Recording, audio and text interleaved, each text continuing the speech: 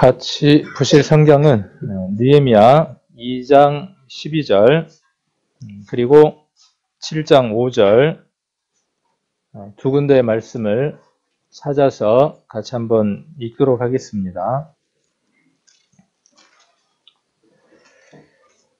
느헤미야 2장 12절 그리고 7장 5절 두 곳의 말씀을 찾아서 같이 읽겠습니다. 내 하나님이 내 마음을 감화하사 예루살렘을 위하여 행하게 하신 일을 내가 아무에게도 말하지 아니하고 밤에 일어나 두어 사람과 함께 나갈새 내가 탄 짐승 외에는 다른 짐승이 없더라. 7장 5절입니다. 같이 읽겠습니다. 내 하나님이 내 마음을 감동하사 귀인들과 인장들과 백성을 모아 그 보게대로 계수하게 하신 고로 내가 처음으로 돌아온 자의 보게를 얻었는데 거기 기록한 것을 보면 두 곳의 말씀을 오늘 주제로 이렇게 한번 잡아봤습니다.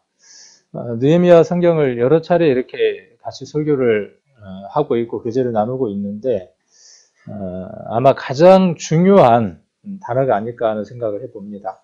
쭉 설교했던 제목들이 기억나시나요? 어쩔 수 없죠. 안 나도.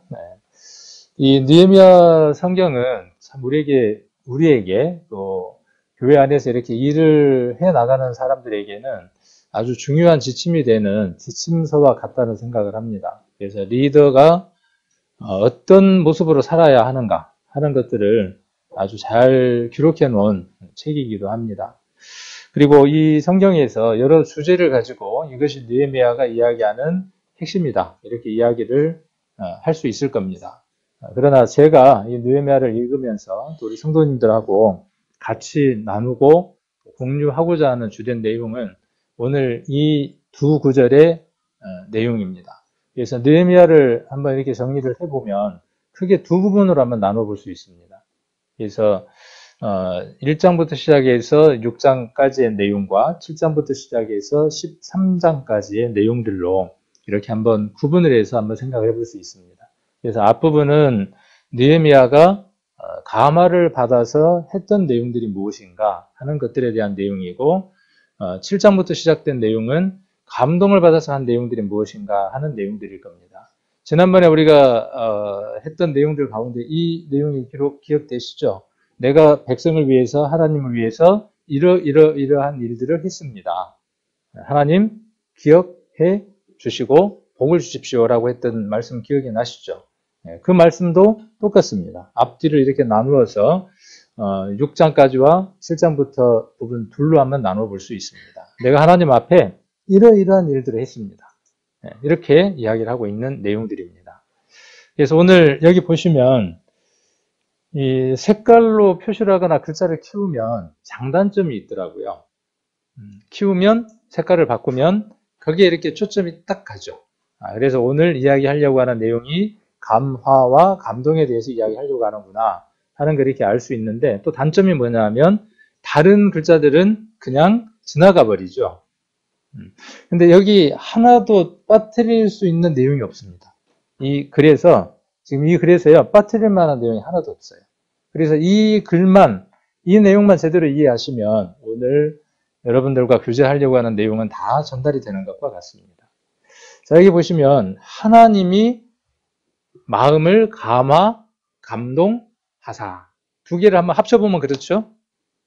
감화, 감동이라는 걸 합쳐버리면 어떠냐 하면 2장 12절과 7장 5절의 중요한 내용을 한번 정리를 해보면 2장 12절에서는 내 하나님이 내 마음을 감화하사 이렇게 기록이 되어 있고 7장 5절은 내 하나님이 내 마음을 감동하사 이렇게 되어 있죠. 그래서 이 둘을 합친다 그러면 내 하나님이 내 마음을 감동하사 이렇게 합칠 수 있겠죠. 근데 여기에서 그 중요한 단어가 있죠. 하나님이 내 마음을, 하나님이 마음을. 이것의 의미들이 달라지죠. 여기 보면 누구 하나님이에요? 내 하나님. 우리 하나님이 아니에요. 우리 집사람이 이렇게 이야기하거든요. 지난번에도 제가 우스개로 그렇게 이야기했지만 우리 집사람이 그러면 큰일 나요. 그렇죠? 아내를 공유하는 거니까 큰일 나는 거예요. 그러니까 내 아내라고 반드시 어떻게 해야죠?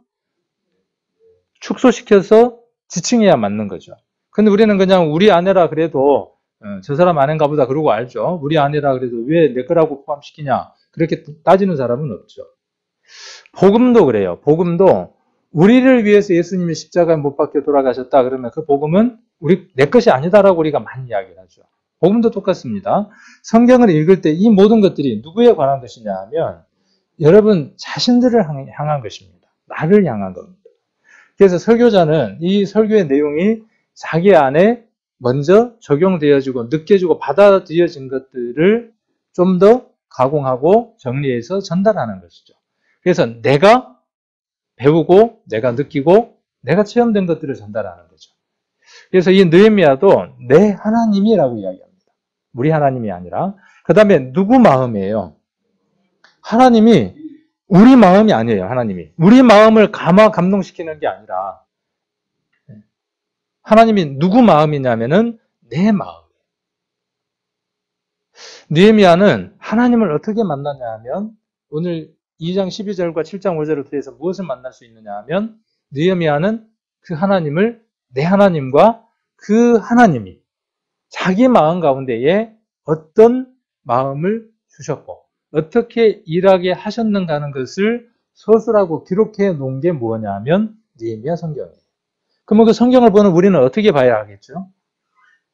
그가 어떤 모습으로 하나님 말씀을 들었는가? 어떻게 해서 그 말씀을 들었는가? 그리고 듣고 그가 어떻게 행동했는가를 유심히 살펴보면서 아, 그래. 이렇게 위대한 사람이 있었구나. 참 좋았다. 다음에 또 읽어야 되겠다. 이렇게 마침표를 맞춰야 되겠죠. 맞나요? 우리 위인전을 많이 읽죠. 옛날에. 왜 위인전을 읽어요? 그 위인처럼 되라고. 큰 사람이 되라고 비싼 돈을 주고 전지를 사죠. 우리 집사람이 전지를 사갖고 우리 요림이한테 앵기더라고요. 그래서 화를 버럭 냈어요. 책은 절대로 그렇게 사는 게 아니라고. 서점에 가서 한 권씩 자녀하고 같이 골라서 앉아서 보다가 그렇게 사갖고 오는 것이 맞다. 그러고 한번 이야기한 적이 있는데 뭐 전지도 필요하기는 해요. 때로는 꼭 불필요한 건 아니에요. 이제 잘 생각하고 전지를 사야 되죠. 위인전도 막 전집이 있잖아요. 거기에서 여러 것들이 있죠. 그렇게 읽는 이유가 어디에 있느냐 하면 너도 커서 그 사람처럼 되라는 거죠. 근데 독후감 내라면 어떻게 해요? 참 좋았다. 나도 다음에 커서 그런 사람이 돼야 되겠다.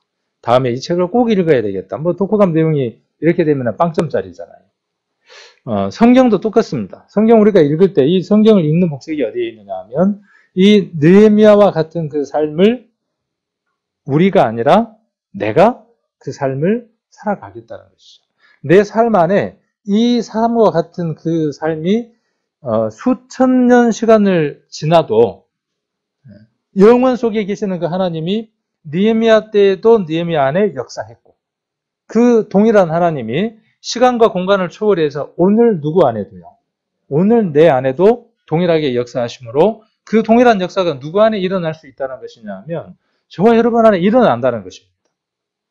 사도행전에 있었던 한 번에 수천 명이 구원받았던 그 역사가 우리 안에 일어나지 못하는 이유가 어디에 있느냐 하면 성령의 역사가 적기 때문에 성령의 크기가 그때보다 줄었기 때문에 절대로 그렇지 않습니다. 무엇 때문이냐 하면 그것을 담는 그릇들의 문제가 있는 겁니다. 이 교회가 더 많은 사람으로 차고 넘칠 수 있다는 것이죠. 한 교회만이 아니라 더 많은 교회가 우리를 통해서 하나님이 이루어 가실 수 있다는 것이죠.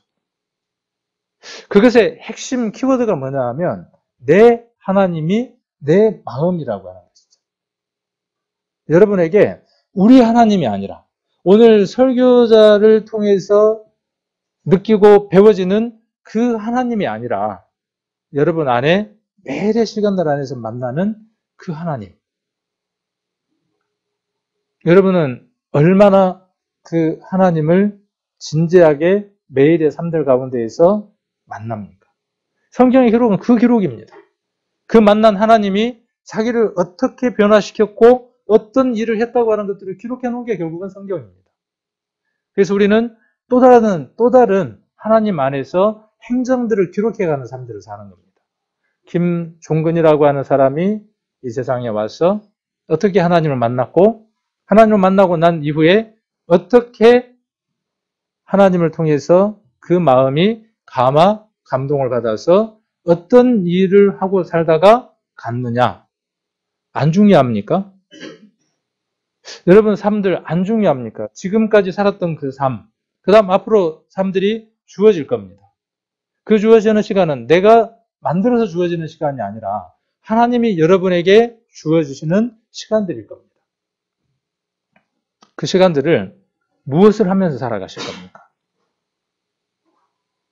목표가 없으면요, 방향이 없으면 친구가 걸음을 지고 가면 그 걸음지는 친구하고 산으로 올라가고, 옥곡장에 가면 옥곡장으로 따라가고, 개 데리고 놀면 개 데리고 놀고. 목표가 없으면 그렇습니다. 그래서 어떻게 살아가느냐 하면 누구처럼 되려고 하는 삶들을 살아갑니다. 그리고 그렇게 되지 못하면 열등감 속에서 패배자처럼 낮은 자존감으로 살아가게 됩니다. 하나님을 왜 만나야만 하느냐 하면 이것 때문입니다. 우리가 왜 구원받아야 하느냐 하면 이 삶들을 하나님 우리에게 원하시기 때문에 우리가 구원받아야 하고 또 그 삶들을 살아야 하는 겁니다. 죄 문제요? 왜 계속 거기에 매여 있습니까? 죄에 대해서. 하나님은 기억지 않으시겠다고 이야기했는데도 불구하고 거기에만 매달려 있는 겁니다. 끊임없이. 그러면 그것에 대해서 뭐 전혀 생각하지 말라는 말의 의미가 아니라 그것보다 더 하나님이 원하시는 뜻이 있음에도 불구하고 거기에 초점이 맺히지 않는다는 거죠. 저와 여러분들이 왜 살아야 합니까? 왜? 앞으로 왜 살아야 하고 무엇 때문에 살아야 합니까? 못 죽어서 삽니까? 이 질문에 대해서 끊임없이 여러분들에게 한번 질문해 보십시오. 이 질문을. 여러분 자신들에게 끊임없이. 나는 살 만큼 살았으니까 내일 모레 죽는 날이니까 라고 생각하지 마시고 내게 남겨진 날이 며칠일지는 모르지만은 이 고통 가운데, 괴로움 가운데에서 이 시간을 하나님이 주셨는데 왜 살아야 할까? 나이가 많으면 죽습니까? 병들면 죽습니까? 재수 없으면 죽습니까? 왜 죽습니까? 왜? 모세가 하나님이 부르실 때까지 신명기에 보면 모세를 어떻게 표현해 두었습니까? 눈도 흐려지지 않고 기력도 쇠하지 않았어요. 그러면 멀쩡하게 잘 살아야 될 거 아닙니까? 튼튼하게. 그러나 하나님이 어떻게 하시니까요? Come on 그러면 가야 돼. 와 그러면 가야 돼. 저와 여러분도 마찬가지입니다. 보약을 먹고 별의별 수단을 다 쓰고 여러분 방법을 다 동원해서 여러분의 인생을 다 설계하고 살아간다고 할지라도 우리가 잘 알잖아요. 창고를 짓고 모든 것들을 다 했다고 할지라도 오늘 저녁 오너라 그러면 우리 것이 아닙니다. 자, 이것이 성경이 이야기하는 진리고 우리가 믿는 믿음의 내용이잖아요. 그러면 실제 우리의 삶은 어떻습니까? 이 문을 열고 나가서 실제의 삶은요? 실제의 삶은 초점이 흐려지는 겁니다. 초점이 흐려지는 거예요. 여전히 어디로 돌아가느냐 하면 방향성이 없는 겁니다. 교회 오면 잠깐 방향을 찾아요. 그래서 이러면 안 되지. 정신 차려야지. 그러다가 다시 나가면요. 서울에 지하철 한번 가보세요. 내리거든요. 와 몰려가요. 네밍스라고 하는 그 쥐처럼 막 몰려가는 겁니다. 근데 왜 몰려가는지를 모르는 거예요. 우리도 일단 이곳에 있다가 그 복잡한 전쟁터로 가면 그렇게 살아가더라고요. 제가 이제 올해 목표를 몇 가지를 정했어요. 올해 꼭 해야 하는 목표를 정했습니다. 저도 그동안에 어떤 목표 없이 살았어요. 그런데 그렇게 살면 안 되겠다는 생각이 들어서 그 다음에 장, 단 이렇게 목표들을 세웠어요. 단기 목표, 그 다음에 중 목표, 장 목표 이렇게 목표를 정했습니다. 그래서 내가 5년 뒤에, 10년 뒤에, 그 다음에 15년 뒤에, 20년 뒤에, 언제까지 살는지는 모르겠어요, 제가. 몇 년을 살는지는. 그래서 그 목표들을 정하고 내가 왜 그 목표를 세우려고 하는가에 대한 생각들을 해보는 겁니다. 자주 드리는 말씀이지만은, 그렇게 준비해서요, 잘 먹고 잘 살려고가 아니라, 그렇게 준비해서 남 주려고. 열심히 배우고, 열심히 뭔가 목표를 세워서 달성해서 그것이 달성이 되면 내가 좋은 게 아니라 누군가에게 도움을 주고 누군가의 욕구를 충족시켜 줄 수 있는 사람이 되고 싶은 것이 제가 정해놓은 목표들입니다. 그래서 그렇게 이제 정하고 이번에 3월 1일하고 2일하고 이제 그 목표를 달성을 하려고 갔어요. 그래서 그 몇몇 사람들을 만나서 이제 같이 그것들을 배우는데 세상은 정말 전쟁터 맞더라고요. 교수가 그 부산 대학의 교수인 것 같아요. 국문학과 교수라 그러는데 말도 재미있게 잘하고 정말 재미있더라고요. 그분은 그 과정을 왜 왔는가 그랬더니 이 강의를 하면서 그 주제가 없는 거예요. 강의를 계속 해 나가면서 뭔가 그 이야기할 수 있는 재료들이 메말라 가니까 그런 시간들을 통해서 뭘 해야 되느냐 하면 얻어가야 돼요. 그러니까 자기가 하고 있는 그 일에 대해서 뭔가를 채우기 위해서 세상 사람들은 발버둥을 치면서 살아가는 겁니다. 어떤 사람은 뭐 경영 컨설팅 박사도 있고, 뭐 비트코인 하는 사람도 있고, 뭐 여러 종류의 사람들이 모여서 그것들을 듣는데 정말 발악을 하고 살아가더라고요. 근데 그 중에 강사가 저한테 뭐 키워드를 하나 주면서 친구라는 단어가 있잖아요. 그 친구라는 단어를 한번 둘로 분류를 해보세요. 여러분들에게 친구가 있는데 그 친구를 두 분류로 한번 나눠보세요. 그러더라고요. 여러 분류로 나눌 수 있지만은 순간 당황했어요. 그 친구라는 단어를 내가 들을 때부터 당황했고 둘로 분류를 나눌 때라고 이야기할 때부터 당황했어요. 쓸 수가 없었어요. 친구라는 것 속에. 니하고 나하고는 친구야라는 말을 해본 지가 몇십 년이 넘은 것 같아요. 그리고 분류를 하라 그러는데 분류를 더 할 수가 없는 거예요. 더. 그래서 적어서 내기는 내야 되고 계속 그 강사가 질문하는 거예요. 그 수강생들한테 묻는 겁니다. 당신은 어떻게 분류를 했어요? 답을 다 해야 돼요. 안 했어요. 그럴 수도 없고. 그래서 거기에 맞는 최적화된 답을 찾아내려고 그냥 저는 교회에 몸담고 있으니까 교회 친구, 사회 친구 그랬어요. 근데 사회 친구가 없어요. 제가. 사회에 친구가 없죠. 그러면서 뭔 생각을 한번 해봤냐면 나는 정말 행복한 삶을 살아가고 있구나. 그들이 어떻게 생각하는지는 모르지만은 또 사람들이 생각할 때 내가 폐쇄적인 그 공동체 속에서 폐쇄적인 삶들을 살아간다고 이야기하는지는 모르지만 나는 정말 그 아이가 그 포대기 속에서 이렇게 쌓여져 있는 것처럼 나는 그렇게 행복한 삶을 살아가고 있구나. 내가 그 밖을 벗어났을 때 이렇게 수많은 전쟁통 속에서 사람들은 살아가는데 나는 정말 행복한 사람이구나. 그리고 나는 이곳에 있는 모든 사람들을 다 친구라고 말할 수 있는 사람이구나. 누구는 친구가 아니고 누구는 친구가 할 수 없는. 내가 알고 있는 모든 사람들이 다 누구냐 하면 영원한 친구더라고요. 그래서 거기에다가 그렇게 쓰려고 했어요. 영원한 친구와 유한한 친구 이렇게 쓰려다가 너무 복잡하잖아요. 설명을 하기가. 그래서 그냥 교회 친구, 사회 친구 이렇게 이제 적고 말았는데 이렇게 세상은 정말 복잡하게 살아갑니다. 그러면 그 속에다가 여러분을 두셨어요. 왜 그렇게 두셨을까요? 왜?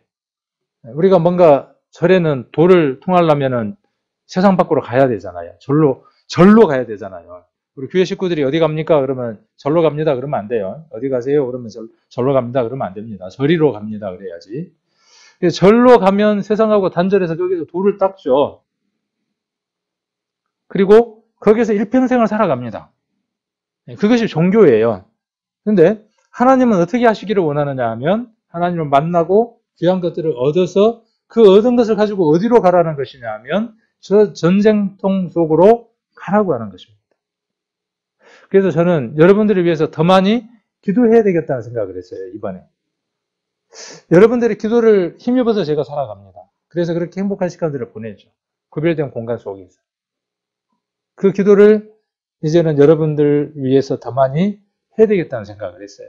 매일의 그 전쟁통 속에서 큰 폭탄도 떨어지고 막 총알들이 지나가고 칼 소리가 쟁쟁대는 그 속에서 우리 성도님들이 살아가시더라고요. 그리고 그곳에서 하나님은 여러분들이 승리하시기를 원하더라고요. 그리고 그곳에서 하나님은 목표를 정하기를 원하더라고요. 거기서 좀 더 쓸모 있는 사람, 좀 더 나은 사람, 그런 사람이 되어져서 무엇을 하기를 원하시느냐 하면 그들에게 도움이 되고, 오늘 새벽 기도회 때도 그런 말씀을 나눴지만은 선물을 나눠주기 좋아하는 자는 친구가 많아요. 그리고 그 친구가 영원한 친구가 되는 겁니다. 우리가 나눠줄 수 있는 사람이 돼야죠. 뭔가를 줄 수 있는 사람. 물질적으로도 그렇고, 마음적으로도 그렇고, 인격적으로도 그렇고. 뭔가 와서 포근하게 쉴 수 있는, 얻어갈 수 있는. 그래야 이 전쟁 속에서 우리가 승리하고 하나님을 기쁘게 해드릴 수 있는 거죠. 그래서 구원함을 받았으니까 여기가 종착지다 하는 생각은 이제는 끝내야 한다는 겁니다. 참으로 하나님 안에서 어떤 목적지를 정해서. 그래서 우리가 지금 느헤미야라는 성경도 계속 살펴보고 있는 겁니다. 그는 목적을 정했어요. 목표가 있었습니다. 그리고 그 목표를 어떻게 이루어 나갔는가를 쭉 기록하고 있는 거죠. 제가 이렇게 이야기할 때 여러분 마음 가운데 어떤 생각이 들 때가 있어요. 아, 나도 목표를 정해야 되겠구나. 그렇죠? 나도 목표를 정해야 되겠구나. 그러면 어떤 목표를 정할까? 목적지는 같은 것 같아요. 어떤 목적을 정하든 목적지는 같지만 방법들은 조금씩 달라지는 것 같아요. 저와 여러분이 제가 정하는 그 목적지가 어디냐 하면 예수 그리스도를 기쁘게 해드리는 것이죠. 주님을 기쁘게 해드리는 그것을 위해서죠. 그래서 이런 얘기를 할 때 마음에서 동요가 일어나서, 아, 저 사람이 저렇게 이야기하는데 뭐 때문에 저렇게 이야기를 할까? 그리고 왜 그렇게 발버둥을 치면서 그냥 저렇게 있다가 세월 지나면은 또 뭐 마치고 그렇게 하면 될 텐데 왜 저렇게 발버둥을 치면서 뭔가를 하려고 할까? 무엇 때문일까? 이런 마음들이 들기 시작한다면 저는 어느 정도 성공한 겁니다. 자, 그래서 내 마음을, 내 하나님이 내 마음을. 그러니까 느헤미야가 그랬고 저도 그런 거죠. 저도 제 하나님이 누가 그렇게 동기부여는 해줬어요. 누군가가 그렇게 제 마음을 움직이도록 동기부여를 했습니다. 그 동기부여가 누구를 만나게 했냐 하면 내 하나님을 만나게 했어요. 그 하나님이 내 마음을 어떻게 하셨냐 하면 움직이셨어요. 움직여요. 네. 그래서 감화라고 하는 말과 감동이라고 하는 말의 뜻만 우리가 조금 이해를 해도 오늘은 뭐 거의 전달이 다 될 것 같아요. 그래서 감화라는 말은 좋은 영향을 받아 생각이나 행동이 바람직하게 변하는 거예요. 근데 좋은 친구를 만나면 이렇게 되죠. 근데 안 좋은 친구를 만나면요. 자주 하는 얘기지만 학교 다닐 때 말 더듬는 친구를 사귀어갖고 그 친구 흉내를 자주 내다보면 어떻게 돼요? 나도 모르게 말 더듬이가 됐던 기억이 나죠. 집에서 아버지한테 혼냈던 기억이 나요. 그러니까 누구를 만나느냐는 정말 중요한 거예요. 누구를 만나서 어떻게 살아가느냐, 어떻게 시간을 보내느냐. 그래서 여러분은 좋은 친구를 만나십시오. 늘. 그리고 여러분들이 좋은 친구가 되십시오. 내가 좋은 친구가 돼서 좋은 영향을 줄 수 있는 그런 사람이 되십시오. 싫습니까? 부담돼요? 이게 가치 있는 일입니다. 의미 없는 일이 아니라 제가 이런 얘기를 한 적이 있어요. 예수님이 없다고 칩시다. 그럴 수 있어요, 없어요? 그러니까 가정인 거죠. 한 막 수만 보, 수억 보 양보를 해서 천국도 없고 성경도 거짓말이고 종교의 경전이고 자, 이 모든 것들이 다 아무것도 아니라고 칩시다. 가정을 합시다. 그런데 속았어요, 우리가. 속았습니다. 가정이에요. 네, 속았습니다. 그렇게 해서 우리가 이렇게 살아가요, 지금. 지금 우리가 이야기한 대로 가치도 높이 세우고 다른 사람을 돕고 그렇게 하는 것들로 살아갑니다. 그렇게 삶을 살면 다른 사람의 평가나 내 삶이 끝나고 난 이후에 평가가 나쁠까요, 좋을까요? 그것 자체로도 훨씬 유익합니다. 머슬로우라고 하는 사람이 이 욕구를 이렇게 그래프로 그렸죠. 제일 밑에가 뭐냐 하면 그냥 일반적인 욕구예요. 몸이 원하는 그런 가장 기본적인 욕구가 맨 밑이에요. 그게 충족되면 그 다음 올라가죠. 맨 상위에 있는 게 뭐든가요? 가장 상위에 있는 게 뭐냐면요. 사람이 돈도 벌고 모든 것들이 다 안정이 되잖아요. 다 되고 나면 그 다음 맨 마지막으로 갖고자 하는 욕구가 뭐냐 하면 남을 돕고자 하는 욕구예요. 최고의 욕구가. 그것을 그렇게 그 사람은 그렸어요. 사람이 살다 보면 그걸 가장 많이 원한다는 거예요. 그것을 하나님은 우리에게 삶을 다 살아보지 않아도 주셨다는 거예요. 그러니까 백보양보해도 우리는 손에 날 게 없어요. 속았다고 할지라도 손에 날 게 전혀 없습니다. 믿지는 장사가 전혀 아닙니다. 그런데 다시 정신을 차리고 돌아보면 이것은 변개할래야 변개할 수 없는 완벽한 사실입니다. 그런데 왜 안 움직일까요? 왜?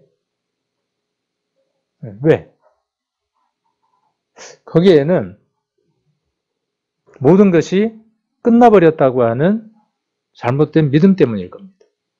구원은 모든 것의 완성이라고 하는 그 잘못된 생각이 우리를 많이 정체하게 하고 움직이지 않게 하고 있습니다. 한번 가만 들여다보십시오. 제가 그랬으니까요. 제가 오랫동안 그랬으니까. 모든 것이 다 이루어졌는데 뭐 할 필요가 있냐는 겁니다. 내가 노력 안 해도 하나님이 할 것인데 뭔 노력할 거냐는 겁니다. 일부는 틀렸다고 이야기하는 게 아니라 일부는 맞을 수 있어요. 일부는 또 맞기도 합니다.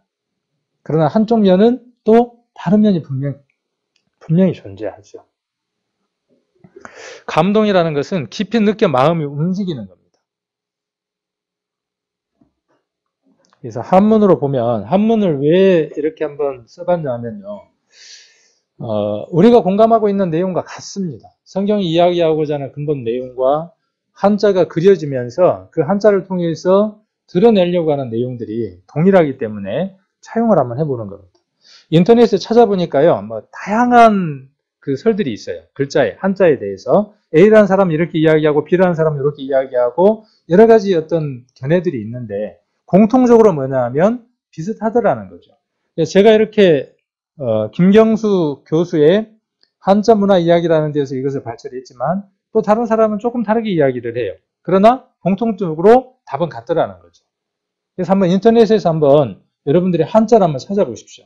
그리고 그 한자가 어떻게 만들어졌는가를 한번 유심히 한번 봐보세요. 그러면 오늘 왜 제가 감화, 감동이라는 말을 중요하게 이야기를 하고 있는지, 그리고 그것이 우리와 어떤 상관이 있는지, 우리 구원받은 성도들에게 하나님은 끊임없이 여러분들에게 말씀하고 계시고 역사하고 계시고 뭔가 사인을 계속 끊임없이 보내고 계시는 분입니다. 어떤 하나님이요? 우리의 하나님이. 네, 내 하나님이. 그런데 내 마음이 감화나 감동이 되던가요? 구원을 받았다면 그 감화, 감동이 있어야 맞는 겁니다. 없으면요. 없으면 점검을 해야죠. 어디부터 점검해야 돼요? 내 하나님이 아닌지 맞는지부터 점검해야죠. 그 다음 내 하나님이 맞는데도 불구하고 내 마음에 감화, 감동이 없다면은 내 마음을 점검해 봐야 되겠죠. 그러면 나머지 가시적으로 눈에 보이는 것들은 내가 만들어내는 게 아니죠. 이것을 다른 표현으로 표현하면 성령 충만이에요. 그렇죠. 그렇게 표현할 수 있죠. 그게 왜곡되면 어떻게 되느냐 하면 나는 아무것도 안 해도 돼요. 그러나 정확한 표현은 어떤 표현이냐 하면 방금 제가 말씀드린 거예요. 내 하나님이 내 마음 가운데에 역사하시는 대로. 그럼 나는 가만히 있어도 돼요? 아니죠. 하나님은 늘 말씀하시는데 그걸 내가 인지하도록 내 하나님이 내 마음이 중요한 거죠. 그 다음 뭐예요? 감화예요. 감동이에요. 그러면 감화나 감동은 그냥 느낌이나 필링만이냐 한 거죠. 그래서 한자를 보고자 하는 거예요. 한자를 보고자 하는 내용이에요. 그래서 이 느낄 감자는, 느끼다는 말은 함자, 다할 함자예요. 무엇을 다하다, 최선을 다하다, 뭐 이런 느낌의 함자와 마음심자 두 개가 합쳐진 글자예요. 그래서 함은 모두, 그 다음에 모두 한마음으로 일치되면 감동이 오고 느낌이 난다, 이런 의미로 감자가 쓰여진 겁니다. 그러니까 감자라는 말이 무슨 말인지 감을 잡으시겠죠? 오늘 감자를 말씀드렸으니까 감을 잡고 가십시오. 제가 이야기하는 감은 그 감이 아니고 이 감이에요. 그러니까 감이라는 이 한자는, 이 한자 스스로가 뭘 이야기를 하고 있는 겁니까? 모두 한 마음으로 일치하면 감동이 오고 느낌이 일어난다 뜻이에요. 그래서 함자를 다시 이렇게 분해를 해보면 때려 부수다라고 하는 술자에 입구자가 들어가 있는 거죠. 그러니까 한문은 파자를 할 수 있어요. 다 나눌 수 있어요. 이렇게 나누어가지고 그 뜻들을 다시 분해를 해볼 수 있어요.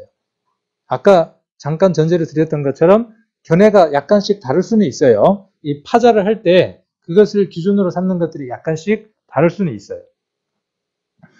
자, 왜 제가 이 말씀을 드리냐면 인터넷을 찾았더니 그거 아니네요, 그렇게 말할까 봐서. 제가 성경 이야기하는 게 아니고 한자 이야기하는 거니까. 그래서 구자는 고함이나 함성, 그러니까 다 붓을 듯이 한꺼번에 고함을 지르면 마음을 움직여 감동시킬 수 있습니다. 어디가 그랬던 것처럼요, 요 구절을 읽으면서 언뜻 떠오르는 것은 여리고를 함락했던 그 함성이 생각이 나죠. 그 모두의 마음들을 움직였던 그것. 그래서 감동이 없는 삶은 메마른 거예요. 여러분들에게 드라마를 보거나 노래를 한 곡 듣거나 어떤 사건 하나하나를 보면서 여러분 마음 가운데 아무런 느낌이 없다, 감동이 없다, 그러면 여러분의 삶은 사막처럼 메말라 있는 겁니다. 불쌍한 사람을 보면 눈물이 나오고, 짠한 걸 쳐다보면 혀가 차지면서 그것과 공감되는 그 마음이 정상적인 마음이죠. 이 마음, 이것을 느낄 감자라고 옛날 사람들이 썼습니다. 성경과 전혀 동떨어져 있지는 않죠. 그 다음에 화자하고 동자를 한번 살펴볼게요. 이 될 화자죠. 되다 라고 하는 한자인데, 이것도 이제 견해가 약간 다릅니다. 근데 제가 보고자 하는 그 견해 속에서는 이렇게 이야기를 한번 해보려고 하는 겁니다. 한 사람은 거꾸로, 이 글자가 한 사람은 거꾸로, 또 한 사람은 똑바로 서 있는 형상이다, 이렇게 누군가가 이야기를 했어요. 제가 이야기한 건 아니고요. 저는 어디에선가 다 차용을 해봤습니다. 이는 아이가 태어날 때는 거꾸로 태어나지만 살아갈 때는 똑바로 서서 굳세게 생활해야 한다는 것을 상징하고 있다는 글자랍니다. 그러니까 좀 의미가 좀 있죠. 공감이 안 가나요? 안 가요? 그 글자를 누가 이렇게 이제 잘 쓰는 사람이 이렇게 써놨는데 그 글자가 진짜 그런 것 같아요. 애가 거꾸로 나오는 모습을 이렇게 하나를 그려놓고 그렇게 해놨어요. 그러니까 정말 그런 것 같아요. 애가 거꾸로 태어나잖아요. 내려올 때는 머리로부터 이렇게 내려왔다가 그 다음에 서서 살아갈 때는, 나머지 삶을 살아갈 때에는 걷는 연습을 통해서 걸어가면서 살아가죠. 그게 뭐냐면 진정한 사람이 되어졌다, 됐다, 된다, 그래서 될 화자다, 이렇게 글자를 썼다는 겁니다. 그래서 이로써 사람이 태어나서 죽을 때까지의 과정을 표시한다 그랬어요. 우리는 완벽하게 하나님의 자녀가 되어졌습니다. 이미 되어졌습니다. 자, 이건 누구의 시각이냐 하면 영원 속에서 계시는 하나님의 시각입니다. 우리는 이미 영원한 사람이 되어졌어요. 그리고 그 영원한 세계로 들어가는 동안 우리는 시간적인 시차 속에서 살아갑니다. 그래서 이렇게 표현할 수 있어요. 하나님의 자녀가 되어서 완벽하고 죄를 짓지 않는 사람이 하나님 안에서는 되어졌어요. 그러나 살아가는 시간 속에서는 우리는 이 화자를 그리면서 살아가는 겁니다. 하나님의 자녀로 태어나서 우리가 죄를 짓지 않는, 하나님이 기쁘시게 하는 온전한 사람으로 변화되어져 가는 과정 가운데서 살아가는 겁니다. 되어져 가는 과정 가운데 우리가 살아가는 겁니다. 그러니까 한 말도 맞고 이 말도 맞는 거예요. 그러나 하나만 주장하면 성경은 어떻게 돼요? 그 성경만큼은 어떻게 해야죠? 빼야 돼요. 누군가가 그렇게 이야기를 했죠. 성화는 성경에 기록되어 있지 않는 것이고 성화는 성경적이신 것이 아니다. 성화는 없다. 구원받는 순간 성화되는 것이다. 그렇게 누군가가 주장을 했어요. 언제부터 주장을 했을까요? 그 주장한 사람은 뭘 보고 주장을 했을까요? 성경 보고 했겠죠. 그 사람도 성경 보고 했을 거 아닙니까? 내가 보는 성경과 똑같은데. 그럼 왜 그런 주장을 하게 됐을까요? 한쪽만 바라보면 그쪽만 보이는 겁니다. 그럼 우리가 성경을 읽다 보면 수백 년, 수천 년 전에 그렇게 성경을 봤던 사람과 내 생각이 같을 때가 있을까요? 없을까요? 그러면 그런 책을 내가 읽을 수 있을까요? 없을까요? 먼저 앞서간 사람들이 그런 책을 써놨어요. 그러니까 어느 날 성경을 읽다 보니까 내가 그 생각이 들어. 그래서 인터넷이나 책을 보다 보니까 그 생각이 보여. 맞네. 이게 진리네. 근데 맞아요, 틀려요? 아니에요. 또 어떻게 성경을 보는 사람도 있냐 하면 제가 전자에 말씀드렸던 것처럼 이미 성화됐지만 구원받은 사람은 세 가지의 구원이 있어서 그 세 가지의 구원을 이루는 삶을 살아갑니다라고 이야기하는 견해도 있어요. 그럼 그런 책이 있어요, 없어요? 그런 책이 더 많아요. 나가면 훨씬 더 많아요. 그건 틀렸고 이건 맞고 그래요. 자, 이런 부분들이 우리는 많이 혼선을 주게 합니다. 자, 그래서 우리는 이렇게 되어져 가는 과정 가운데 우리가 살아가고 있습니다. 그래서 우리가 목표를 갖고 이렇게 해야 되는 이유들이 어디에 있느냐 하면 여기에 있기 때문에 그렇습니다. 그 다음에 동자라는 글자는 움직이다, 동물 등의 뜻으로 쓰이는 한자예요. 무거울 중자에 힘력이 합해진 형태입니다. 글자의 뜻이 뭐냐 하면 무거운 물건을 힘들여 옮긴다는 의미가 담겨져 있는 거죠. 그러니까 이 글자는 어떤 뜻을 나타내는 글자가 되는 거죠? 움직인다, 옮긴다 그런 뜻을 갖고 있는 거죠. 무거운 것을 움직이려면 뭐가 필요하다는 거죠? 힘이 필요하다. 그렇게 두 개 글자가 만난 거예요. 오늘 한자 세 개는 확실하게 알았네요. 내일 가면 잊어버리나요? 자꾸 써보면 안 잊어버립니다. 자, 그래서 옮기는 것은 육체적인 힘으로 물건을 옮긴다는 뜻도 있고, 그렇습니다. 그 뜻도 있고, 그 다음 또 정신적인 감화로 마음을 변화시킨다는 뜻도 있습니다. 그러면 마음이 뭐가 된 거죠? 아까 무거운 것이 눈에 보이는 걸로는 물리적인 어떤 물질이 될 겁니다. 큰 바위일 수도 있고 산일 수도 있어요. 그걸 움직이는데 힘이 필요하다 그런 뜻이 될 것이고요. 이것이 보이지 않는 마음에 적용이 된다 그러면 마음이 뭐가 되죠? 무거운 게 되죠. 산을 옮길 만한 믿음. 이 믿음이 어떤 믿음일까요? 한번 생각해 보셨습니까? 여러분 머릿속에다 뭘 그려요? 산을 그려요. 큰 산을 그려놓고 그 산을 어떻게 해요? 요 앞에 지금 차가 퍼내는 것처럼 그 스파 뒤에 보면 흘러내고 있잖아요. 언젠가는 없어지죠. 그걸 생각하는 거예요. 아, 믿음 있으면 저게 쳐다만 보고 있어도 저렇게 옮겨지는 것이구나. 이렇게 생각을 합니다. 그 산이 무엇일 거라고 생각을 안 해보느냐 하면 오를 수 없는, 정복되지 않는 자기의 마음일 거라고는 생각을 안 해보는 거예요. 그 마음을 명하여 어떻게 명하면 되는데 자기 마음을 두고 명하여 뭐라고 이야기를 하면 돼요? 산을 명하여 바다에 빠치우리라고 명하면 되죠. 그 믿음이 있으면 되죠. 그러면 그 산도 옮겨가는 겁니다. 내 마음도 움직이는 거예요. 태산처럼 움직이지 않는 이 마음, 변할 것 같지 않는 이 마음. 저는 수없이 이런 많은 설교들을 하면서 제 마음이 움직였던 것처럼, 제 마음이 요동쳐서 뭔가 목표를 정한 것처럼 여러분의 마음들도 언젠가는 태산처럼 변할 수 없는 것 같은 그 모습 속에 있는 그 마음들이 태산 같지만 언젠가는 바뀔 것이라고 믿습니다. 그리고 하나님이 그 산을 명하여서 바다에 분명히 던줄 겁니다. 저와 여러분 안에 있는 이 무거운 산 발견하십니까? 발견하신다 그러면 명할 수 있어요. 내게 큰 산이 있는 걸 발견하시면 명할 수 있습니다. 아, 이거 정복해야 되겠네. 무너뜨려야 되겠네. 이것 때문에 내게 장애가 있네. 이것 때문에 산 너머에 있는 동네가 보이지 않네. 이 산을 어떻게 해야 될까? 내게는 열등감이 있어. 낮은 자존감이 있어. 내게는 불편한 성격들이 있어. 내게는 이런 것들이 있어. 이걸 발견하면 은혜의 바다에다가 그것을 던질 수 있습니다. 이것을 동이라고 이야기해 볼 수 있죠. 동. 그래서 육체적인 또 정신적인 감화로 마음을 변화시킨다는 뜻도 있습니다. 동작이나 동어는 육체적인 힘으로 사물을 움직이는 뜻의 동이고, 감동이나 동심, 마음이 움직인다는 것이죠. 그때의 동은 감화로 마음을 움직이는 뜻의 동입니다. 또 자유롭게 움직이며 생명을 가진 생물이라는 뜻의 동은 동물이라는 뜻입니다. 이렇게 동자에 대해서 한자를 설명해 뒀죠. 그러니까 똑같은 동자지만은 어디에 쓰였느냐에 따라서 달라진다는 의미를 갖고 있는 거죠. 그래서 하루에 하루에 하나씩 한자를 배웁시다 해가지고 이렇게 있네요.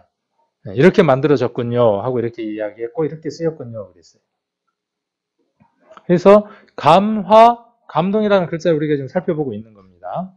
자, 이렇게 2장 12절에서 느헤미야가 내 하나님이 내 마음을 감화시켰다는 거예요.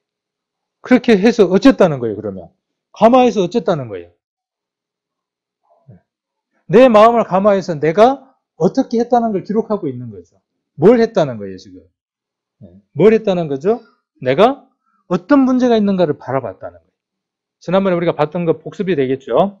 문제점을 인식하고 확인하고 그 문제점이 성벽이 무너져 있다는 것을 발견한 것이죠. 예시가 그런 거죠. 그러면 여러분 안에 어떤 문제들이 있냐는 것을 찾는 겁니다. 누가 그걸 발견하게 하느냐 하면 내 하나님이 하는 겁니다. 그리고 이게 간증인 겁니다. 우리가 구역이라든지 그다음에 또 우리가 주일날 이렇게 희배교제를 할 때 우리의 주된 내용이 뭐가 돼야 되느냐 하면 주어나 동사나 모든 것들이 내 하나님이 내 마음에 이렇게 감화를 주시고 감동을 주셨습니다. 그리고 내가 이렇게 실천했더니 이런 역사가 나왔습니다가 100점짜리 간증이 되는 거죠. 주일날 오후에 그 간증 하자는 거예요. 그런 연습들 하자는 거예요. 내 마음에 하나님이 어떤 느낌과 어떤 힘을 주셨는가를 설교 시간에 배웠는지. 그리고 그걸 복습하는 시간이 우리가 회벌교제 시간이 되겠죠. 자, 그리고 거기에 반대 세력이 있었고, 그 다음에 조롱하는 세력이 있었고, 대책을 세웠죠. 그리고 이스라엘 내부 안에 문제들도 있었죠. 지난번에 우리가 살펴봤었죠. 그리고 하나님께 감화를 받은 느헤미야가 힘있게 그 소위를 바로잡습니다. 교회 안의 문제점들을 바로잡는 데에는요, 정말 용기가 필요하더라고요. 그리고 힘도 필요해요. 힘이 필요합니다. 교회에 어떤 문제들이 있을 때 그 문제를 바로잡기 위해서는요, 하나님이 주신 권위와 그 권위 속에서 그 구성원들이 인정해주는 권위가 있어야만 그 잘못들을 바로잡을 수 있습니다. 우리는 교회에서 목사의 권위가 없습니다. 동의하십니까? 왜요? 처음 출발부터 그랬으니까. 교회 목사가 없었으니까. 잘했죠? 잘했죠? 교회 없는 거 정말 잘했죠? 왜요? 그 기성의 세대의 교회들이 목사들이 복음을 전하지 못한 상태에서 교회가 형성되어 있는 것들을 신랄하게 비난했으니까. 그렇게 비난했으니까 교회 안에다가 목사를 둘 수가 없었죠. 시간이 점점점 지나고 체계를 잡다 보니까 전임을 해야 될 사람이 필요했던 거죠. 그래서 목사라고 부를 수가 없어서 뭐라고 불렀어요? 그래도 성경적인 단어를 찾자 그래서 뭔 이름을 붙였죠? 전도인이라고 붙였어요. 그러면 성경적인 겁니까, 그게? 그렇게 붙이면? 교회 안에 하나님의 권위가 있어야 하고, 그 권위는요, 누구를 통해서 역사하시느냐 하면 사람을 통해서 역사합니다. 제가 그렇게 해야 되고 제가 그렇게 잡아달라는 말이 아니에요. 제게 그렇게 해달라는 말이 아니에요. 그리고 저는 다음 세대에게 이런 교회의 모습을 넘겨주고 싶지는 않아요. 다음 세대는 지금 이 세대보다는 더 성경적이어야 돼요. 그러려면 하나님의 권위 속에서 일할 수 있는 사람이 세워져야 하고, 저와 여러분은 그 권위에 순종하는 법도 배워야 합니다. 저는 제게 그거 해달라고 안 하겠어요. 제가 목사니까. 다음 세대가 되면 그 세대가 그 일을 할 겁니다. 그리고 저도 거기에서 한 본이 돼서 그렇게 섬기는 사람으로 있을 겁니다. 그래야 무엇을 할 수 있느냐 하면 잘못을 바로잡을 수 있어요. 우리 교회에 부족한 부분들이 많이 있습니다. 느헤미야를 이야기하니까 이야기를 할 수밖에 없으니까. 잘못된 부분들이 많이 있어요. 성경적이지 못한 모습들도 많습니다. 바로잡고 싶습니다. 그런데 뭐가 없어요? 여러분들이 인정해주는 권위가 없어요. 여러분들이 세워주는 권위가 없어요. 하나님이 세우는 권위는 분명히 교회 안에 있어요. 그리고 그 일을 해야만 해요. 그러나 그것을 인정하지를 않아요. 그러면 바로 잡을 수가 없습니다. 바로 잡지를 못해요. 힘이 없어요. 이건 숙제입니다. 우리 교회 가운데 큰 숙제예요. 무너져 있는 성벽 가운데에 시급히 보수해야 될 문제 가운데 하나입니다. 권위자가 권위 있게 하나님의 권위대로 일을 할 수 없는 이 모습. 제가 지난번에 책을 하나 이야기하면서 그런 얘기를 한 적이 있습니다. 부모는 하나님의 권위의 대리자입니다. 여러분들이 가정에서 그렇게 하셔야 합니다. 아버지와 어머니는 가정에서 하나님의 권위를 대신 대행하는 대리자입니다. 그러니까 그 안에 뭐가 있어야 되겠어요? 하나님의 권위로 자녀를 어떻게 해야 돼요? 너 그거 틀렸어. 잘못됐어. 너 하나님을 떠나 있어. 이렇게 할 수 있는 대리자가 누구라는 거죠? 부모입니다. 근데 그 부모가 하나님을 잘 섬기지 못하면요. 꽝이죠. 네. 그 책이 이야기하는 것이 주된 내용이 그런 내용이에요. 그래서 뭘로 자녀를 책망하라고 되어 있냐 하면 하나님의 권위로 책망하라고 되어 있어요. 그러려면 자기가 어떻게 살아야 되니까? 그렇게 살아야 되니까. 저는 그게 부족하니까 자꾸 위축되는 거예요. 제 스스로 어떤 느낌이 드냐 하면 하나님의 능력대로 하나님 안에서 살아가는 것이 부족하다고 생각이 드니까 겸손은 아니고 정말 그런 것 같아요. 그래서 뭘 못하느냐 하면 책망을 못하겠어요. 틀린 게 있는데도 불구하고 나는 뭐 얼마나 잘 살아서 뭐 나도 그때 그런 때가 있었는데 정말 그래요. 제가 왜? 제가 생각을 해보니까요. 교회가 시작이 되면서 교회 안에서 교회를 제일 힘들게 했던 사람 중에 한 사람이 저였던 것 같아요. 어떤 일을 하자 그러면 제일 강하게 반대하고 이론적으로 잘 성립을 시켜서 반대하고 어떤 일을 하자 그러면 가장 소극적으로 대처하고 그렇게 신앙생활을 오랫동안 해봤던 것 같아요.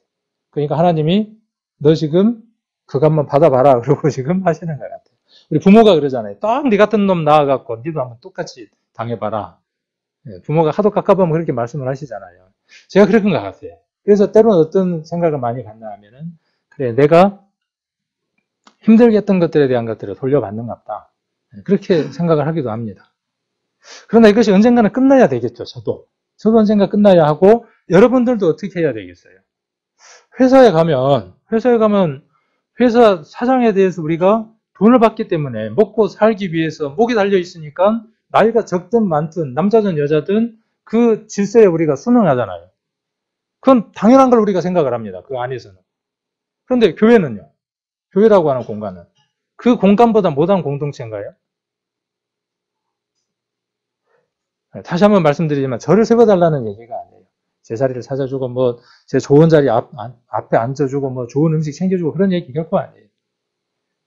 그거 잘 섬기는 거 아니에요. 질서 잘 돼 있는 거 아니에요. 하나님의 일을 하려고 할 때 하나님의 권위 속에서 어떤 일들이 진행되는 데 있어서 순서를 얘기하는 것이지 그런 것들을 이야기하는 게 아닙니다. 이게 무너져 있는 교회 가운데 하나가 우리 교회입니다. 이게 시급히 수정돼야 돼요. 그래서 제가 부족한 게 뭘까요? 물어볼 수 있는 대상이 목사가 돼야 돼요. 내가 힘들고 어려운 것들이 있을 때 내 하나님을 만나기 위해서 도움을 청할 수 있는 사람이 목사가 돼야 돼요. 여러분들이 힘들고 어려울 때 하나님 다음으로 하나님을 어려워서 못 찾는다 그러면 쉬운 상대로 가장 쉽게 만나서 자기의 도움을 구할 수 있는 사람이 목사가 돼야 돼요. 그러면 목사는 어떤 준비를 해야 될까요? 목사는 그 준비를 해야 될 거 아니에요. 제가 느헤미야를 보면서 배운 게 그거예요. 내가 그 준비를 해야 되는구나. 설교 잘하는 건 뭐 다 필요하지만 저도 그렇게 하나님의 그 권위 속에서 목사라고 하는 직분을 잘 감당할 수 있도록 감화되어서 그렇게 되어져 가는 과정 가운데 있습니다. 실수도 있고 부족한 것도 있습니다. 여러분들도 오늘 이 얘기를 들으면서 어떻게 되어져야 되느냐 하면 같은 마음이 되어져야 됩니다. 그러려면 동이 필요하겠죠. 여러분들의 그 무거웠던 것들, 변화되지 않는 것들, 고집스러운 것들 있습니다. 여러분 안에. 저에게도 있고요. 좀처럼 움직이지 않습니다. 산처럼. 그게 틀린 줄도 알아요. 근데 안 움직입니다. 이건 어떻게 해야 움직여지는 거냐 하면요. 내 하나님에게 내 마음이 동조돼야 돼요. 같아져야 돼요. 자, 그래서 본된 삶을 살아야 한다는 것을 알았기 때문에 감화됐기 때문에 느헤미야가 그렇게 본된 삶을 살았어요. 그리고 소위를 바로잡았어요. 우리 교회에 꼭 필요한 게 이겁니다. 자, 그리고 감화 감동의 결과를 보면 반대자들의 회유가 끊임없이 있었죠. 느헤미야 6장을 한번 보겠습니다.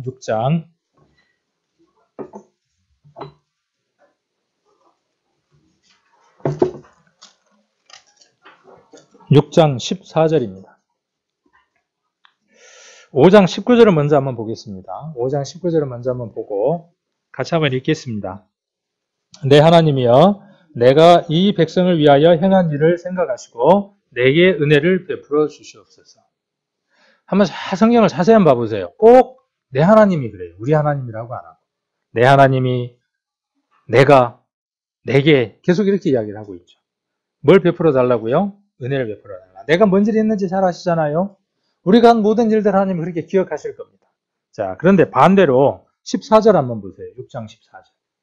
같이 한번 읽겠습니다. 내 하나님이여 도비아와 산발락과 여선지 노야다와 그 남은 선지자들 무릇 나를 두렵게 하고자 한 자의 소위를 기억하옵소서 하였더라. 교회 안에 하나님의 일들이 이루어져 갈 때 하나님의 권위 속에 있는 사람이 하나님의 일들을 해 나갈 때 반대 세력이 없냐? 반드시 있도록 되어 있습니다. 그것도 누가 기억하신다고요? 하나님이 기억하신다. 혹 내가 여기에 나와 있는 도비아와 산발락 같은 사람이 아닐까? 나는 자매니까 상관이 없어. 빠져나가지 말라고 여기 누구도 넣어놨어요. 여선지까지 넣어놨어요. 하나님을 대적하는 이 일은요. 남녀가 없습니다. 노소가 없습니다. 아까 그 높은 산이 여러분 안에 있으면 여기에 이 대목에 해당되는 겁니다. 도비아와 산발락 그러니까 얼마나 안 좋은 사람으로 나옵니까? 느헤미야를 보면. 근데 그 일을 누가 하게 되느냐 하면 감화 감동을 받지 못하면 그 일을 누가 하느냐 하면 내가 하는 겁니다.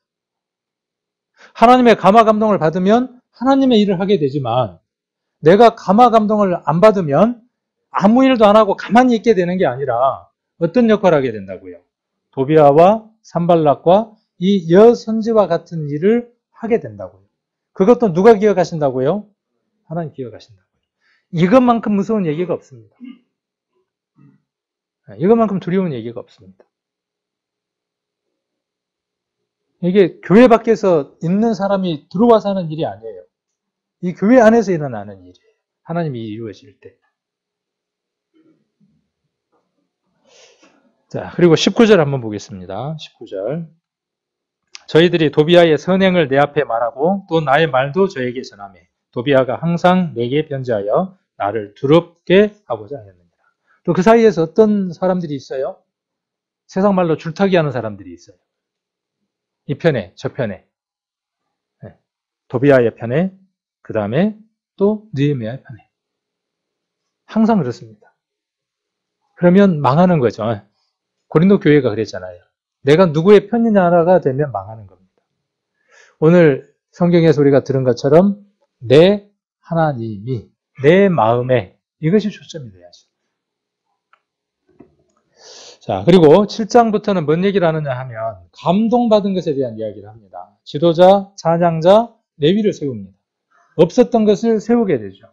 하나님의 권위에 의해서 하나님의 일들이 진행될 때 반드시 필요한 요소들이 뭐냐 하면 그 일을 함께 공감하고 나눌 수 있는 지도자가 필요합니다. 그 생각을 갖고 있다고 해서 다 되는 게 아니라 그 생각을 공유할 수 있는 사람이 필요한 거죠. 교회에 책임자들, 또 직임자들, 직분자들, 집사, 장로 이런 분들, 전도사들은 어떤 역할들이냐 하면 이 역할들입니다. 그래서 지도자를 교회 안에 세워둔 것이죠. 뭘 하기 위해서요? 그들의 생각대로 어떤 일들이 진행하기 위해서? 아닙니다. 내 하나님이 내 마음에 주신 것을 전달하기 위해서죠. 본인에게 섬기고 하기 위해서죠. 지도자 세웠고 그 다음에 7장 5절부터 아까 우리가 읽었던 이 말씀은 가장 중요한 일이죠. 이게 우리가 보기에는 이게 아무것도 아닌 것 같아요. 성경은요. 무엇에 대해서 굉장히 집착하는지 아십니까? 성경을 읽어보면요. 옛날 어르신들이 뭐에 집착하던가요? 족보. 왜요? 족보 없는 놈은? 족보 없는 놈은? 네. 그렇죠. 자, 느헤미야가 가장 먼저 찾는 게 뭐예요? 하나님이 그들을 통해서 역사하게 하셨던 그 계보를 찾는 거예요. 이게 얼마나 중요한 일인지 모릅니다. 우리가 감동을 받으면요. 내 하나님께 내 마음이 감동을 받으면 가장 먼저 하게 되는 게 뭐냐 하면 오늘 이 교회에 나오지 못하는 사람이 누굴까? 보게를 정리하고 챙기는 겁니다. 이 족보 안에 들어있는 사람들을 챙기는 겁니다. 내 핏줄을 찾는 거예요. 내 핏줄을 땡기는 겁니다. 네. 어디 갔다가 어떻게 살았는가를 챙기는 거예요. 그래서 창세기를 보면요. 족보 얘기가 10번 정도 나옵니다. 한번 나중에 찾아보세요. 창세기의 제일 중요한 대목이 뭐냐면 족보 이야기 하려고 하는 거예요. 우리는 성경을 볼 때 그렇게 보지를 못했죠. 근데 그렇게 놓고 성경을 보면 아주 창세기가 재밌어요. 그래서 10개의 족보만 이해하면 창세기는 끝난 거예요. 근데 여기서도 족보에 대한 얘기를 아주 중요하게 이야기를 하죠. 감화 감동을 받아서 계수를 했죠. 보게대로 계수했어요. 우리도 이게 필요합니다. 여러분들을 통해서 구원받게 했던 사람들, 어디 가서 지금 뭐하고 있습니까? 나를 구원받게 했던 그 사람들, 어디 가서 지금 뭐하고 있습니까?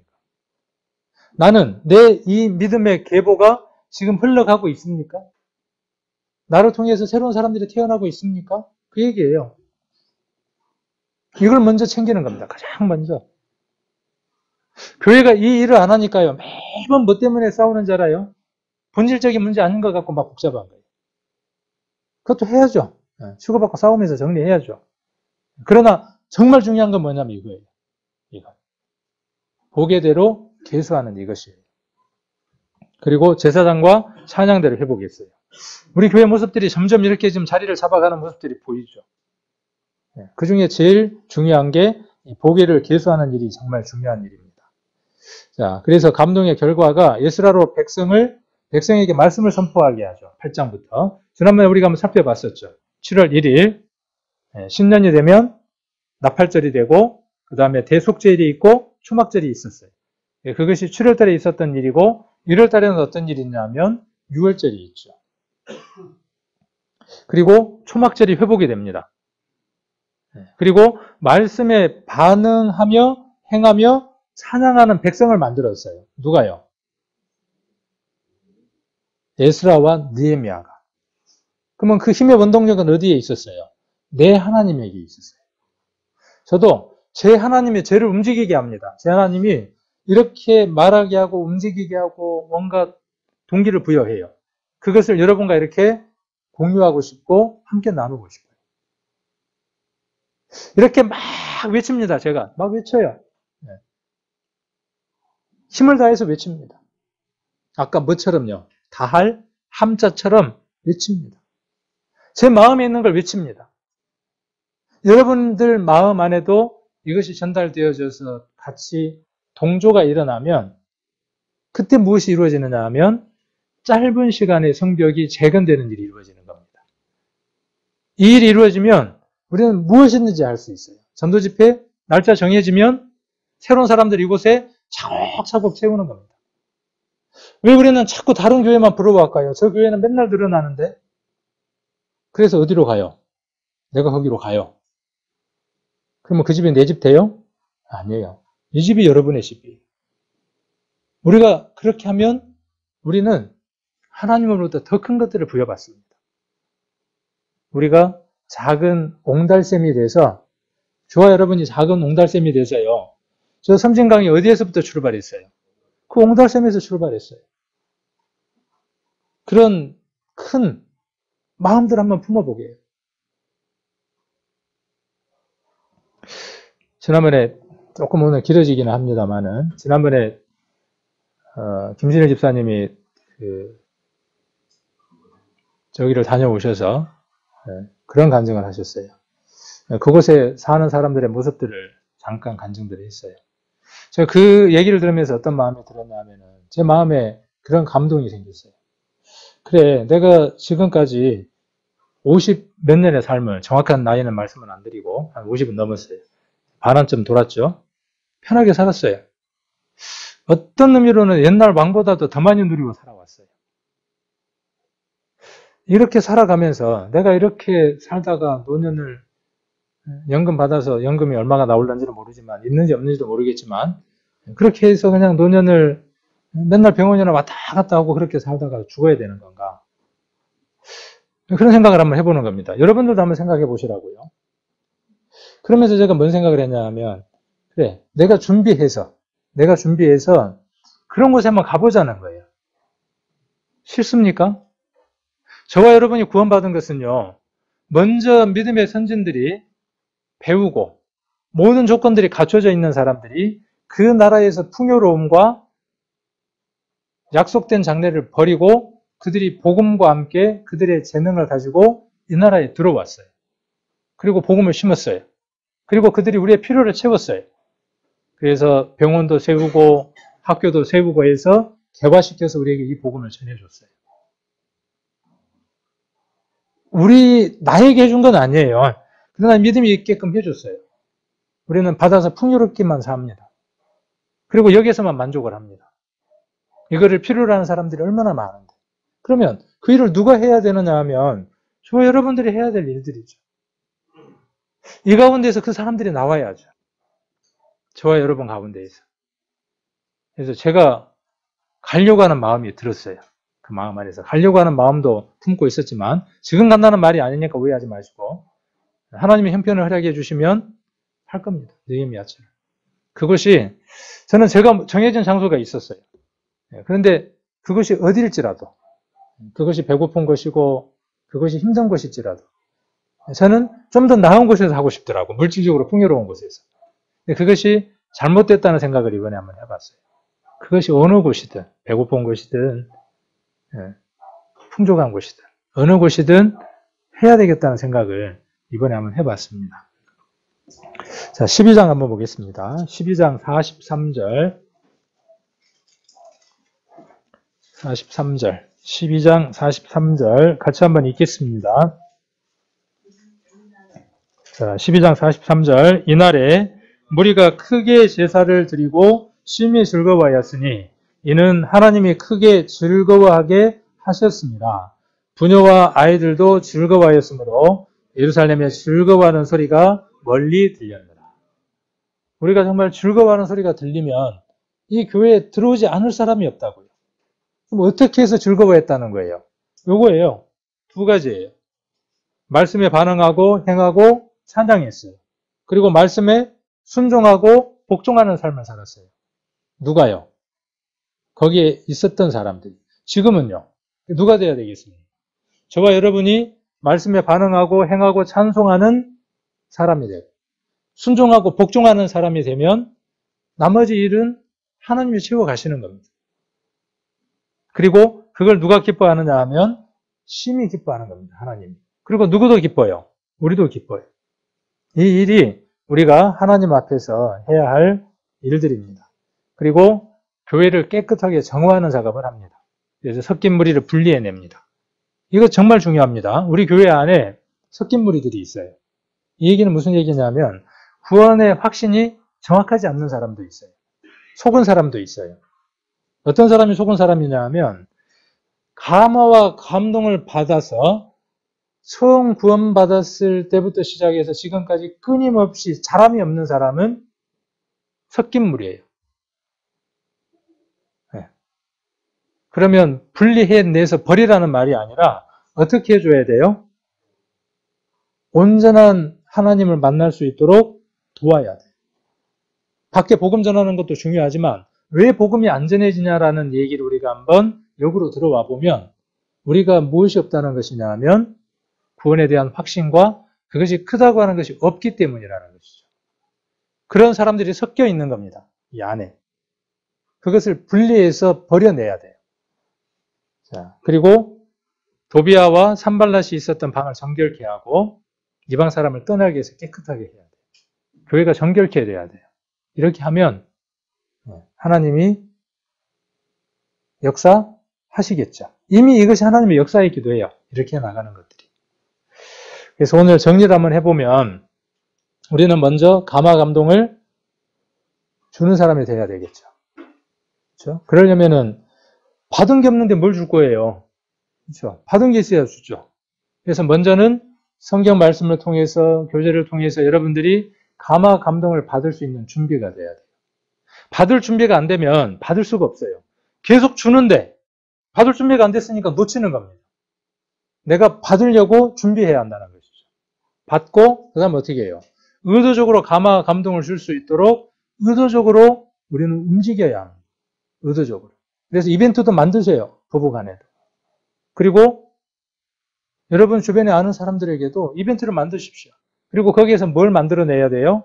그 사람을 감화 감동할 수 있도록 만들어야 돼요. 그래야 내 사람을 만들어서 복음을 전할 수 있습니다. 그래서 이 감화 감동이라는 말은요, 교회에서 쓰는 용어 가운데에 아주 많이 쓰는 용어입니다. 성령의 감화 감동을 주사. 이 용어는 우리가 많이 쓰는 용어입니다. 그러나 이것을 실제 삶 가운데에 적용하고 살지는 잘 못하는 것 같습니다. 우리 성도님들 감화 감동을 주고 받는 귀한 성도님들의 삶들이 되기를 원합니다.